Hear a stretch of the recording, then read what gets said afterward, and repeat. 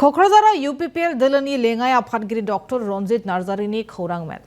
BJP सरकारा आसामाव UCC जाबसिनोब्ला ST, SC आरो OBC नि जर'खायै खहा जागोन। जर'खायै जनजातिफोरनि सोदोमस्रि हारिमु आरो हानि मोनथाय सिफायनाय जागोन। गेजेर गुवाहाटीनि बिजाथिखौ लाना गिबि मन्थ्रिनि बिबुंथिनि बिजाथाय गिबि मन्थ्रिनि बिबुंथियाव जोबोद दुखु मोनदों होनना फोरमायदों लेङाइ आफादगिरि डक्टर रन्जित नार्जारिया।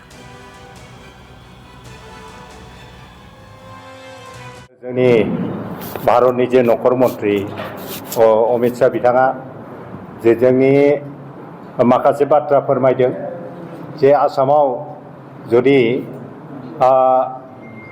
BJP गभर्नमेन्टआ जुदि फैफिनोब्ला UCC माने खौ बाहायगोन होननानै बुंदों।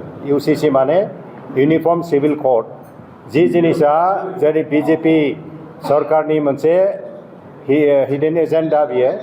दा बेखौ खालायोब्ला मा जागोन बेखौनो बुंथिनो सानदों जे इउनिफर्म सिभिल कोड माने बे भारतनि गासैबो जेसेबां दा नोगोरारिफोर दं, जेसेबां सुबुंफोर दं, जेसेबां धोरोमारि, जेसेबां माने गुबुन गुबुन हारि माहारिनि मानसिफोर दं, बिसोरनि गासैबो गुबुन गुबुन जे थानाय जोंनि सा सुबिदा माखासे जे रिजार्भेशन माखासे जोंनि जे सुबिदाफोर माने हारि माहारि लानानै दङ, बेफोरखौ बोखारजोबनानै मोनसे आयेनजों थांनायनि मोनसे बे हाबाफारिखौ लानो थाखाय बे BJP गभर्नमेन्टआ बे थांखिखौ लादों।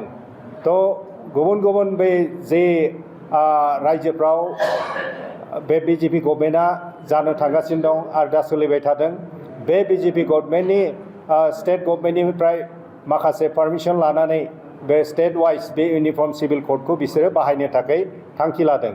दा आसामावबो बे दानि जे सोलिबाय थानाय बे बिसायख'थियाव जुदि BJP सरकारा जुदि आसामाव फैफिनोब्ला थारैनो बे इउनिफर्म सिभिल कोडखौ बिसोरो बाहायगोन होननानै खोथालांखाबाय।